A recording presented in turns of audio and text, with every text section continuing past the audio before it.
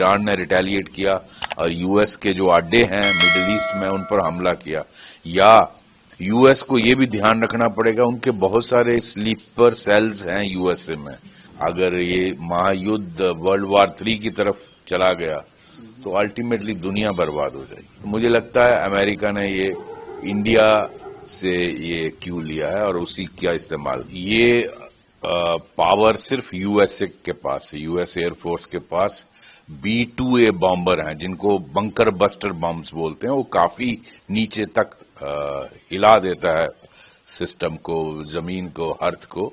तो उन बॉम्बर्स का, इनको स्टिल्थ एयरक्राफ्ट भी बॉम्बर्स बोला जाता है, ये सिर्फ यूएसए के पास है और उनका इस्तेमाल किया गया पिछली रात। और ये जो 3 न्यूक्लियर स्टेशंस थे ईरान के, फॉर्डो, इस्फहान और नंस, इन तीनों अड्डों पर अटैक किया गया है और न्यूक्लियर फैसिलिटी को डिस्ट्रॉय किया गया है यूएसए का। तो ये लगता है कि यूएस का इस युद्ध में कूदना, इसको बढ़ाना, ऐसा ना हो ये वर्ल्ड वॉर की तरफ चला जाए। तो मैं भगवान से यही प्रार्थना करता हूं कि ये वर्ल्ड वॉर ना बने, 3rd वर्ल्ड वॉर ना बने और दूसरी महाशक्तियां चाइना, रशिया और ऐसी कंट्रीज ना कूदें इसमें, तो दुनिया का भला हो। और अब डिपेंड करेगा कि ईरान कैसे रिटेलिएट करता। अगर ईरान ने रिटेलिएट किया और यूएस के जो अड्डे हैं मिडिल ईस्ट में उन पर हमला किया, या यूएस को ये भी ध्यान रखना पड़ेगा उनके बहुत सारे स्लीपर सेल्स हैं यूएसए में, और इंटरनल सिक्योरिटी का ध्यान देना पड़ेगा कहीं उनके अंदर वहां अटैक ना हो। तो अगर ये सारा कुछ ठीक रहता है तो प्रेसिडेंट ट्रंप ने भी अपने ट्वीट में कहा है कि now is the time for piece. But I don't know कैसे ईरान रिएक्ट करेगा। अगर ईरान की तरफ से रिएक्शन हुआ तो ये जंग बढ़ भी सकती है और वो दुनिया के लिए बहुत बुरी होगी। क्योंकि ईरान की जो मीडिया रिपोर्ट्स है वो तो कह रहे हैं कि जवाब देंगे। हाँ, वो ईरान से जो स्टेटमेंट्स आ रहे हैं वो कहते हैं हम इसका जवाब देंगे। तो अगर इस तरह का जवाब ईरान की तरफ से आया तो यूएसए पर उनके बेसिस पर हमला हुआ या इंटरनल सिक्योरिटी उनके अंदर कुछ अटैक्स होते हैं तो ये एस्केलेट कर सकता है और फिर दूसरी महाशक्तियों को भी अंदर खींच सकता है। तो मेरी इसीलिए भगवान से प्रार्थना है कि बेटर सेंस प्रिवेल्स और आगे ये ना बढ़े, क्योंकि अगर ये महायुद्ध वर्ल्ड वॉर 3 की तरफ चला गया तो अल्टीमेटली दुनिया बर्बाद हो जाएगी। तो लेकिन जिस तरह उसके बाद जो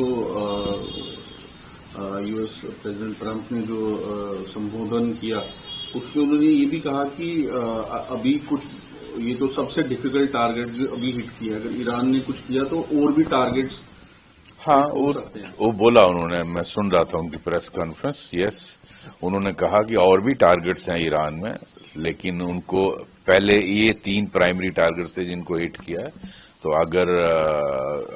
अगर ईरान आगे से रिटेलिएट करता है तो हम और शक्ति से हमला करेंगे। तो ये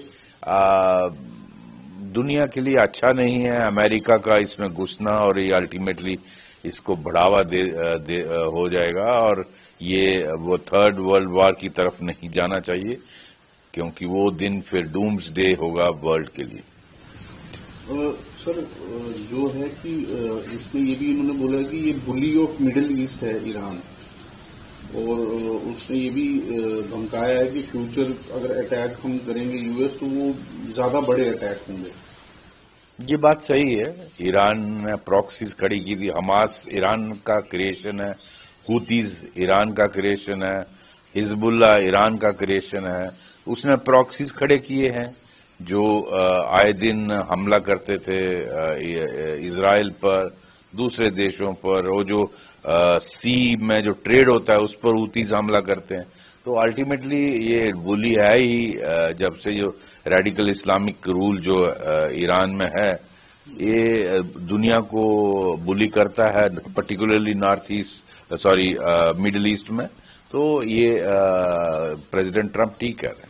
सर वही नेतन्याहू उनका भी बयान आया, उन्होंने कांग्रेचुलेट किया प्रेसिडेंट ट्रम्प को, वेलकम किया। और कहा कि ये बहुत बोल्ड डिसीजन है और यूएस ने जो स्ट्राइक किया है ईरान पे। जी, वो इजराइल के प्राइम मिनिस्टर नेतन्याहू ने इसको वेलकम किया है, नो डाउट, क्योंकि वो तो बड़ी देर से रिक्वेस्ट कर रहे थे यूएसए को कि ये शक्ति आपके पास ही है, बंकर बस्टर बम्स आपके पास ही हैं, ये एयरक्राफ्ट उसको कैरी करने वाले B-2A बम्बर्स जो हैं वो आपके पास ही हैं, स्टेल्थ एयरक्राफ्ट, ये दुनिया में और किसी के पास नहीं है, तो आप इनको डिस्ट्रॉय करें। तो नेतन्याहू तो काफी देर से अपील कर रहे थे, लेकिन 2 दिन पहले यूएस प्रेसिडेंट का स्टेटमेंट आया था कि हम 2 हफ्ते का टाइम देते हैं, 2 वीक्स का टाइम देते हैं ईरान को। तो दुनिया को लगा कि शायद अभी डिप्लोमेसी नेगोशिएशन को समय मिलेगा और शायद फैसला हो जाए,